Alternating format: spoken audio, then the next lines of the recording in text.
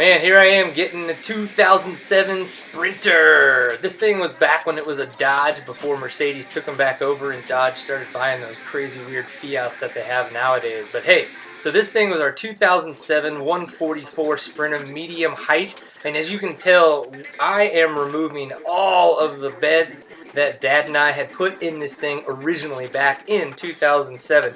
This is kind of like, we saw a lot of people like with the 2004 and 2005 vans, and it was cool what they were doing, but nobody was doing the DIY Sprinter conversion camper van that we're seeing nowadays.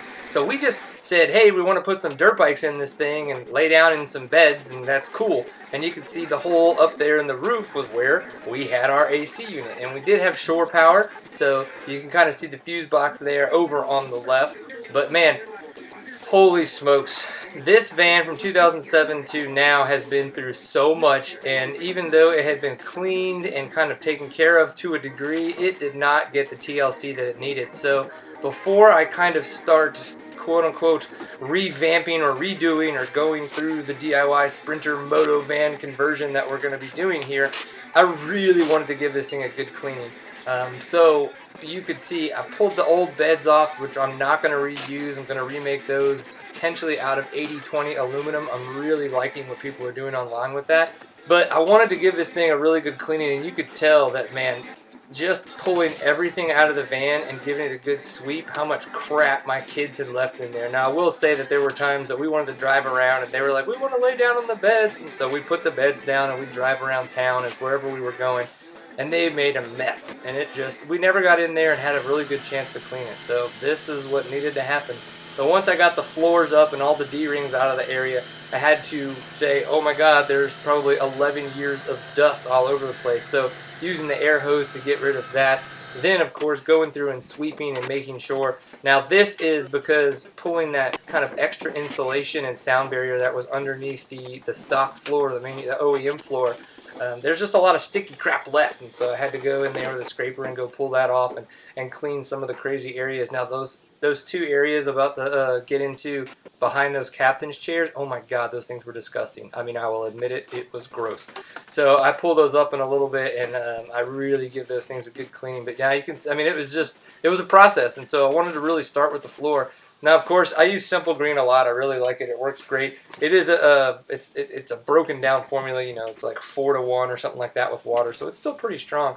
Brett put that in there, and then I just show you guys how well I've been doing squats. I hope you guys appreciate the fact that I've been working out for you guys. So yeah, now it's time to get in there and scrub and clean, and that's kind of like what needed to happen. This, again, I went through many processes to try to get this thing clean, and it's just wear and tear, man. Wear and tear. But I think it's going to be fun. So the way that this is going to work is I'm giving everything a good cleaning. I put down some sound deadening on the floors in some of those areas. And then I'm going to put some Thinsulate, some 3M Thinsulate down so that there is some insulation. So not just a little bit more sound, but also for when we're using the fan and camping and stuff like that. And then I am going to use the OEM floors as a template because we're going to put a bunch of L-track down.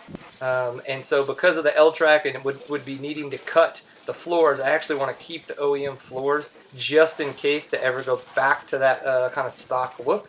And so I'm going to use this as a template and cut my own flooring for that. That's going to go around the L-track that we're going to put down. The L-track, some of it will be rivet nutted to the floor, and then some of it will be bolted through the floor into the bottom. So it's going to be pretty interesting. I'm glad you guys are here, and I hope you enjoy what we have to come.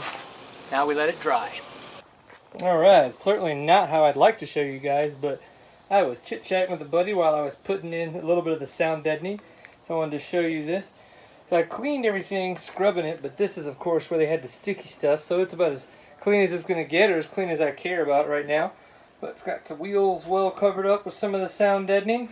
Got both of them there. Got the sides, which is good. Still need to do in there, but I wanted to fill in the floor a little bit. I am going to put insulation on the ground, so that's going to help with sound deadening as well. I just kind of wanted to do my best to help this box not go crazy. So from 2007, that's the original shore power that we had, the 30 amp fuse there, because it used to have an AC unit. And we're going to try to go with the Fantastic fan, so we'll see how that goes. Got a couple more spots over yonder to put the a little bit more sound deadening. But yeah, so we're going to be filling all that in. But got to get the fantastic fan up, put the floor on, insulation on the floor, and then L-track with rivet nuts and kind of cut up the original floor made out of a template and go from there. So that's where we're at with the van. Definitely thanks for tuning in. Hope you guys ask questions if you've got them. And yeah, man, it's going to be an interesting build. Can't wait for Liam and I to get our dirt bikes in this thing and go ride and camp together.